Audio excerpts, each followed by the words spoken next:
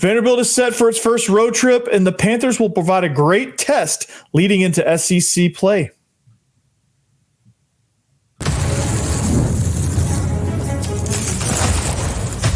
You are Locked On Vandy, your daily podcast on the Vanderbilt Commodores, part of the Locked On Podcast Network, your team every day.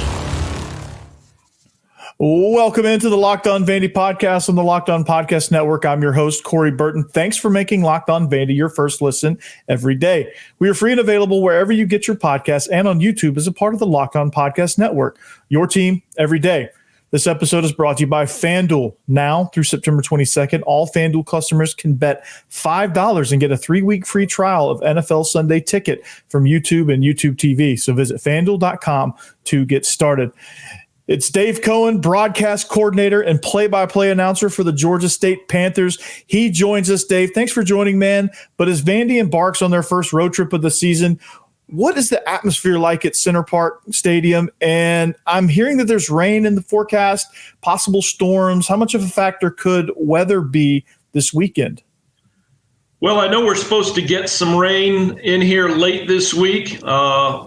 I'm sure both coaches are hoping that it's not still hanging around by the time we kick this thing off on Saturday night.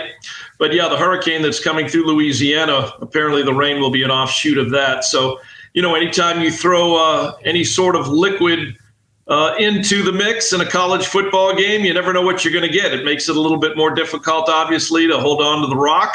And that'll be a challenge for both football teams. But, the atmosphere, Center Park Stadium is actually the third life of the building. It was the Olympic Stadium from the 1996 Summer Olympics.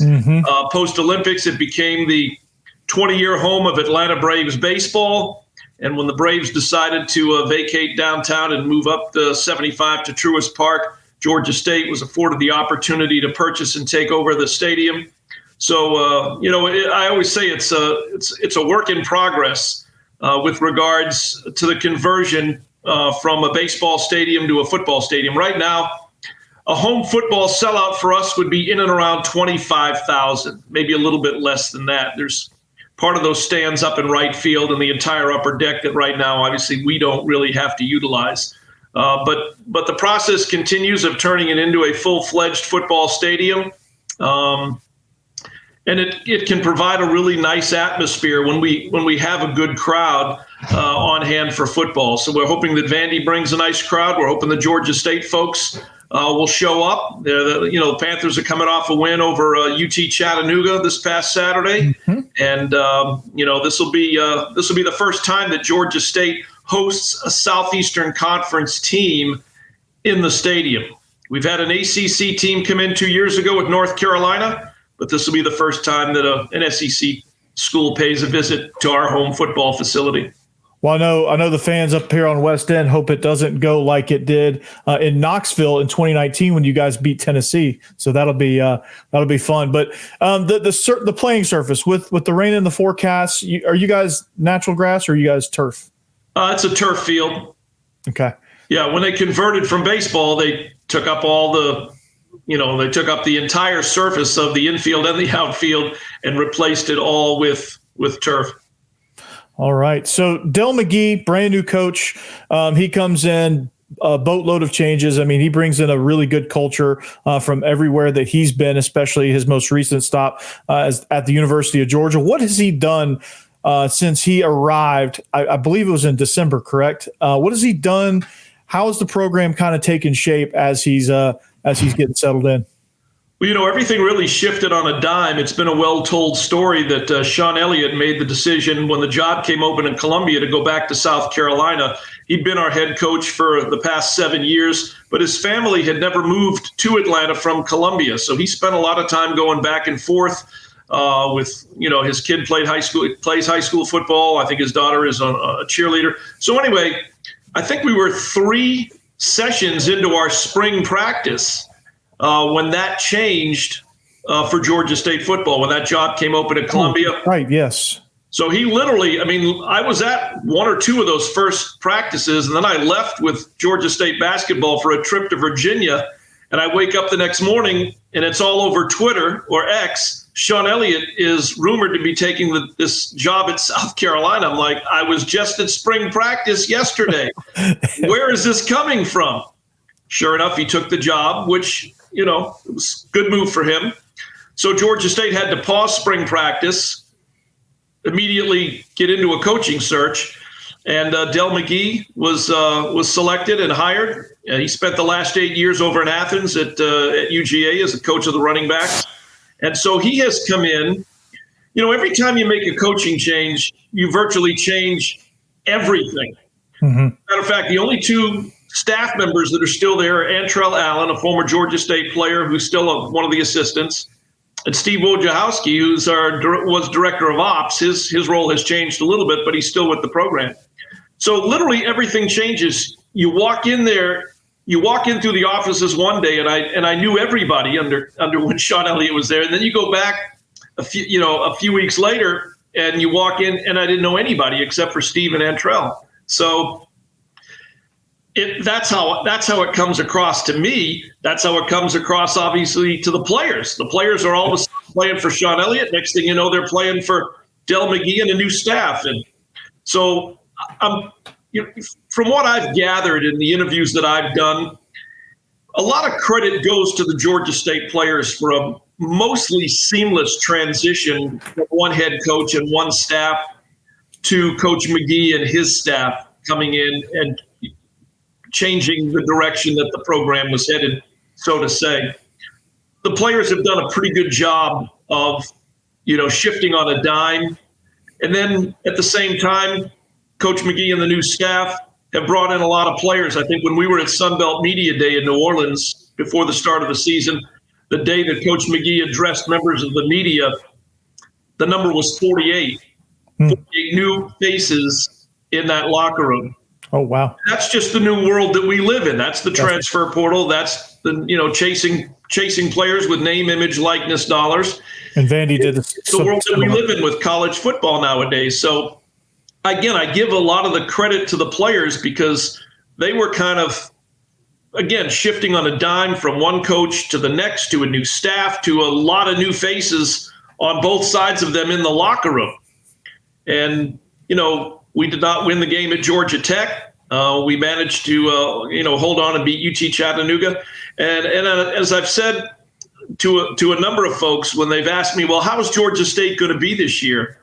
And I'm like, I'll be honest with you.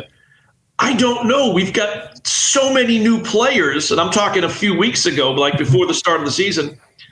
I still think a lot of coaches are going to not know 100% what they have and what to expect until we're maybe 3-4 weeks into the season, because so many teams lost so many players through the transfer portal and brought in so many players through the transfer portal that you're throwing a bunch of kids in together that haven't played together. So I think it's going to take, for us, we're 2 weeks in. This will be game 3.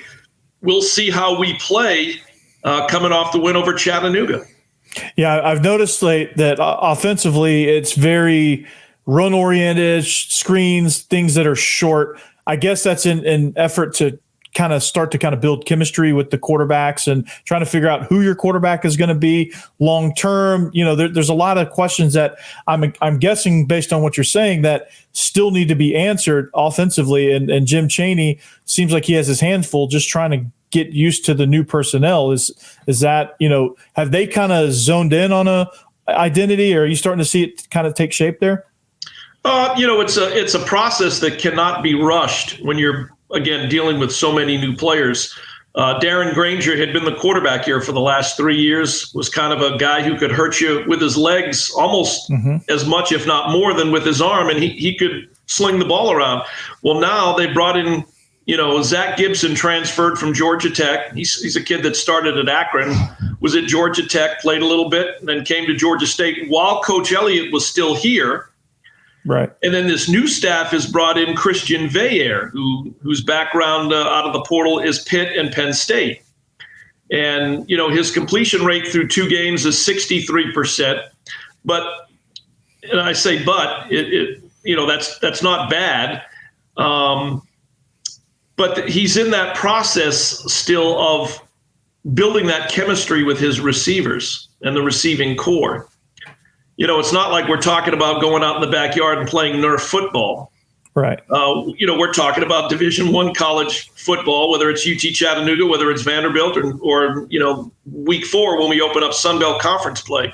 So, I was talking to our pregame interview this week featured one offensive and one defensive player. The offensive player that I talked to was Ted Hurst, one of the newcomers out of the portal from a receiver standpoint. He's got 8 catches. He caught a touchdown in the Chattanooga game. He's averaging 13 yards a catch. And one of the questions I asked him as I dealt with building that familiarity and that chemistry, football chemistry, with your quarterback, with as many new receivers as have come into the program. Mm-hmm. And his answer, just to paraphrase, you can build it through game action, but it's a combination of practice, extra time after practice, throwing with your receivers, and also being together in the film room, watching game film, whether it's practice, whether it's a recent game, together as well. Obviously the chemistry on the field come game day or game night, that's expected. Right. But it's a process of building it up through a couple of different avenues, whether it's off the field watching film or it's extra time after practice throwing and working on that timing. Some nonverbal communication with regards to receivers running routes. And so I think that they're still in that process, with a new quarterback and so many new receivers. But, Ted Hurst was one that I talked to yesterday that kind of, conveyed that to me as how the process is going at this time. Absolutely. And so I'm going to ask you about some offensive playmakers, and we'll do that next. This episode is brought to you by Factor. Fuel up with Factor's no prep, no miss meals. Meet your wellness goals thanks to the menu of chef-crafted meals with options like Calorie Smart, Protein Plus, and Keto. Factor Fresh is never frozen meals are dietitian approved and ready to eat in just 2 minutes. So no matter how busy you are, you'll always have time to enjoy nutritious, great tasting meals. Make today the day you kickstart a new healthy routine. But what are you waiting for? With 35 different meals and more than 60 add-ons to choose from every week, you'll always have new flavors to explore. Crush your wellness goals this May with dietitian-approved meals and ingredients that you can trust. So make your day delicious from breakfast to dessert. Stay fueled with easy, nutritious options. Treat yourself to restaurant-quality meals that feature premium ingredients like filet mignon, shrimp, and blackened salmon. Dave, does any of that sound good? Filet mignon? Prep for you, ready to roll? I was hoping that might be the gift for being a guest on Locked On Vandy podcast there. That sounds great. I'll cook you up a nice tomahawk ribeye. How about that?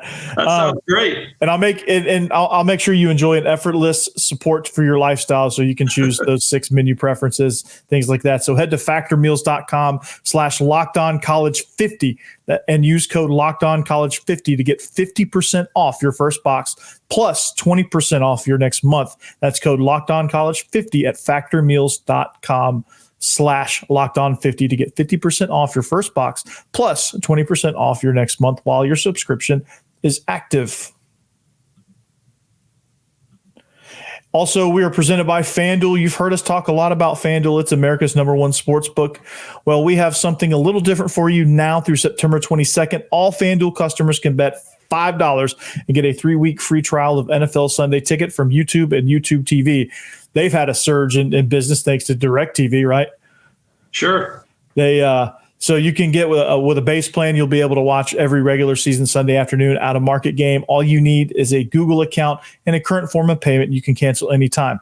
And if that's not enough, check out FanDuel's Profit Boost in the app and use it for FanDuel's double your winnings for all of Sunday, September 15th, pregame moneyline bets.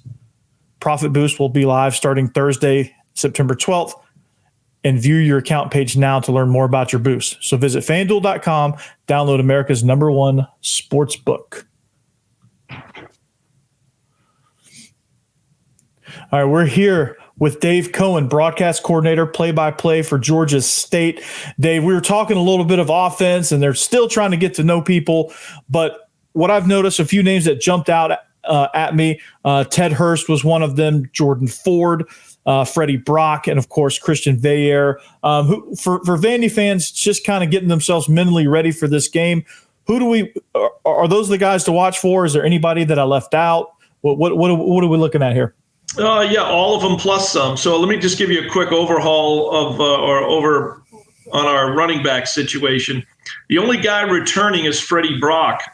Interesting story. He transferred into the program from Maine.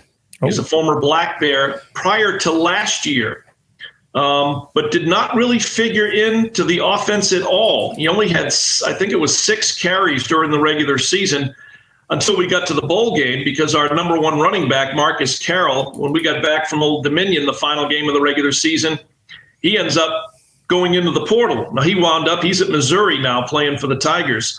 So we go out to Boise, Idaho for the famous Idaho Potato Bowl. Freddie Brock, the only running back. We went out there with 3 running backs with a combined 7 carries all season. Freddie tears it up, sets a bowl record, 276 yards rushing and a touchdown. Oh my gosh. I remember that too. I remember it's like, who is this guy? Transfer from Maine. I really thought that the way they would have used him last year would have been Robin to Marcus Carroll being Batman. You know what I'm saying? Marcus Carroll was going to be the guy, and Freddie Brock would be the guy when Marcus Carroll would come out to get a breather. Well, it never happened. It was just Marcus Carroll pretty much all the time. He was a great running back for us. Mm-hmm. I'm anxious to see how his talents transfer in the SEC at Missouri. So Freddie Brock is back, and right now he's our leading rusher, 134 yards. He averages 5.6 yards per carry. He has 1 touchdown. Savion Wilkerson transferred from Colorado. He followed Dion from Jackson State to Colorado, and now playing for Del McGee here at Georgia State. He's got 84 yards in 2 games, averaging about 5 yards a carry. Michael Dukes has 61 yards. We're his 3rd stop. He started at Clemson, went from Clemson to South Florida to Atlanta, and he's averaging 7.6 yards per carry. Jordan Ford is here as well. I believe he was from Tulsa. And C.J. Beasley has not played yet. We were familiar with him because he played at Coastal Carolina prior to coming to Georgia State. I remember him at Coastal. Yep. So receivers, Ted Hurst, as I mentioned, 8 catches, the touchdown. Our projected starting tight end went down with an injury before the start of the season, Amon Green. So Dorian Fleming has really stepped up. He's got 8 catches and 1 touchdown. Talik Williams was our number 2 receiver a year ago. Our number 1 receiver, Robert Lewis, is at Auburn. So Talik had gone into the portal, and then when Coach McGee got hired, came out of the portal and stayed at Georgia State. He's got 8 catches. And the other receiver who has come in and figured into the offense a lot has been P.D. Tucker. He's got 5 catches, and another kid from Middle Tennessee State, DJ Riles. He has 6.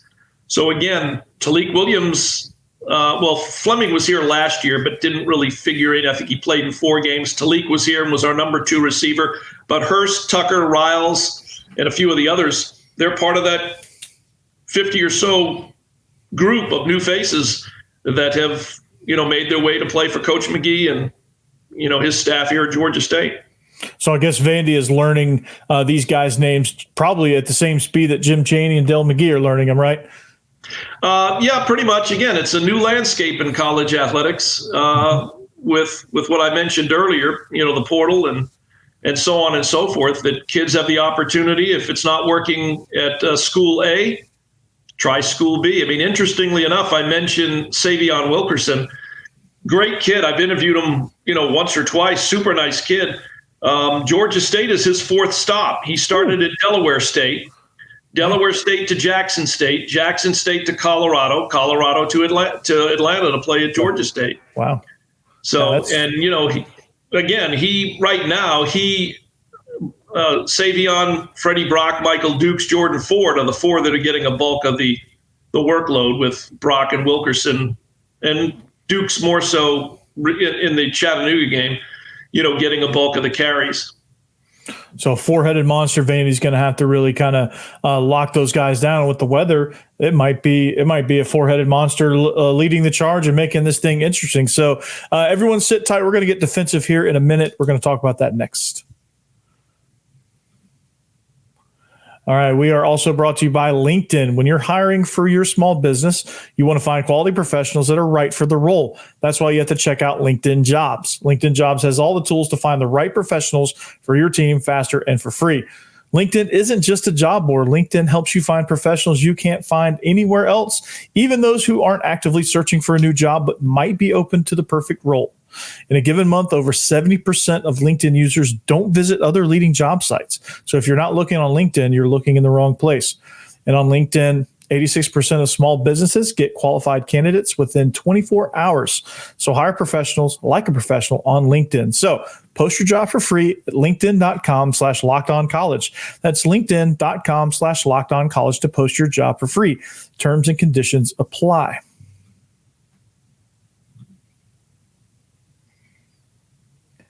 All right, we are back. We are rapidly approaching the finish line with Dave Cohen, broadcast coordinator, play-by-play for Georgia State. Dave, thank you for joining us. Everydayers, thank you for listening and making all of this possible. Dave, we're about to get on the defensive side of the ball here. So when Diego Pavia is lining up behind the center, what is Georgia State's identity? What do they do to provide challenges, and what can we look for? Or who can we look for the challenges and things like that? Well, I'll just throw some names out of some of the Georgia State players that you'll probably be hearing. Justin Abraham right now is our leading tackler, 17 tackles, 2 for loss, 1 sack. He's been in the program now for a few years, so Georgia State fans are certainly familiar with him.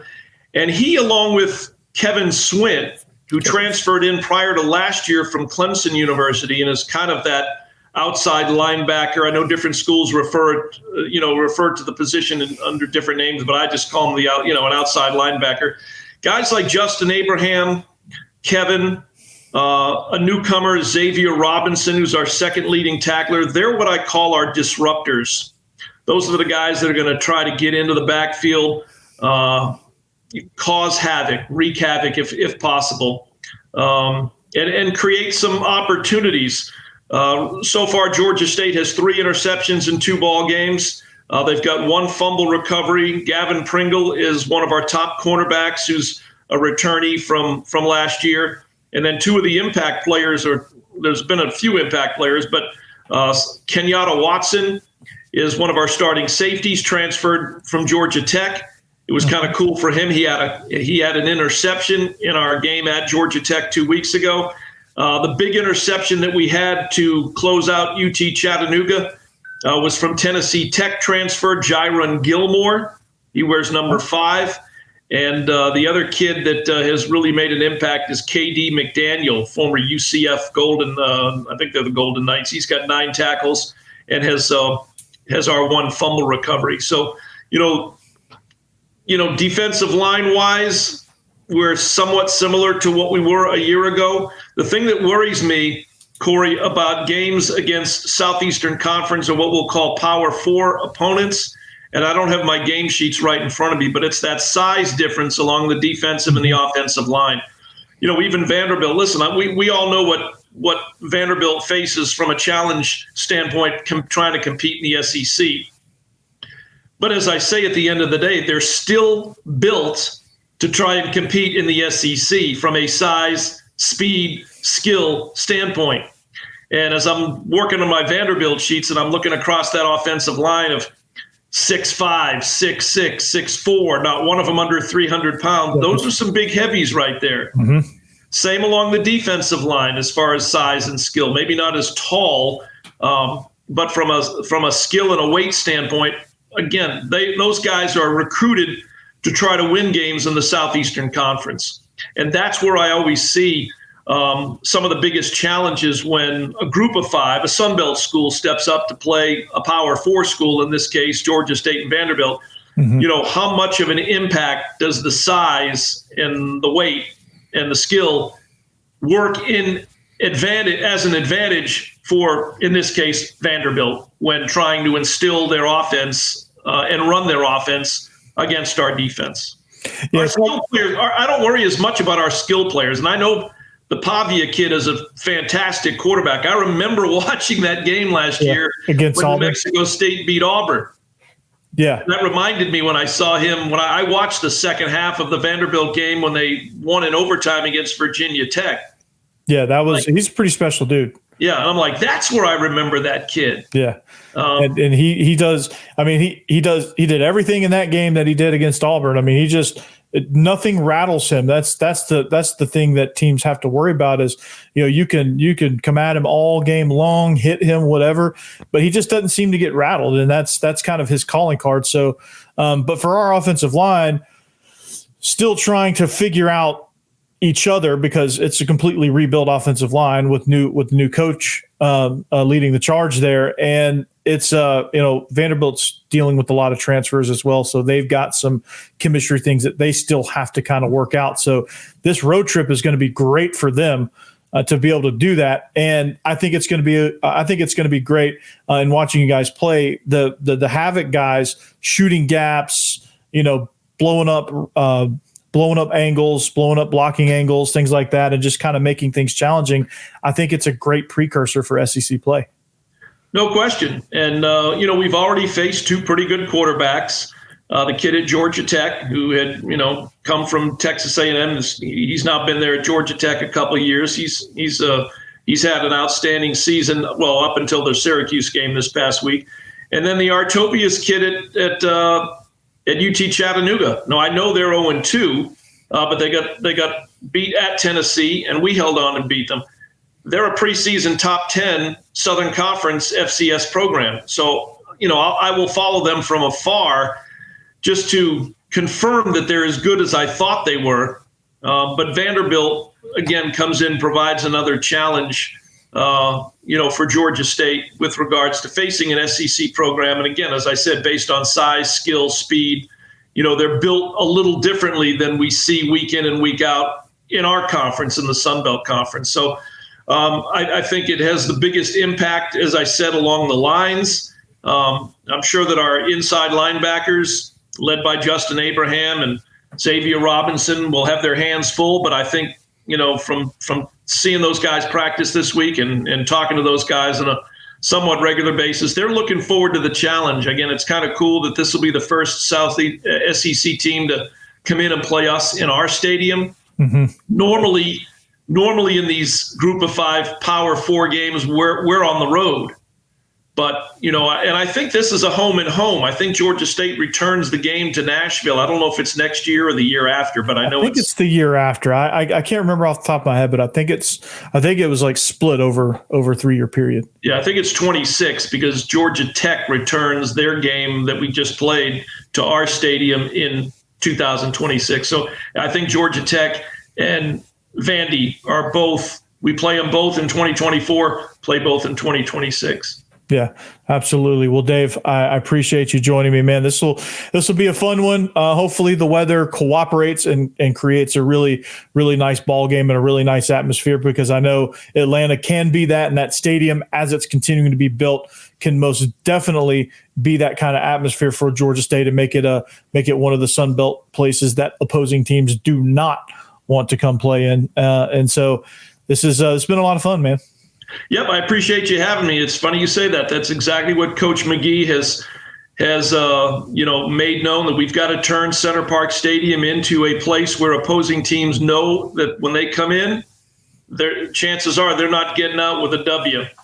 And, there's a process to that. And the process is well underway. It was underway prior to his arrival, but, he's leading the program now. And, from a recruiting standpoint and a style of play standpoint, I think that obviously Georgia State football is in great hands and is headed in the right direction. And we're looking forward to hosting what we hope will be a good contingent of Vanderbilt fans coming down from Nashville, coming down from Tennessee, and coming down to Atlanta. So hopefully the Rains, if they come in, will be out by Saturday night game time. If not, they'll be sitting underneath undercover. All right. Well, Dave, I appreciate you. Have a great weekend, and best of luck to you. And we'll cross paths soon. All right, Corey. Thank you very much. Thank you.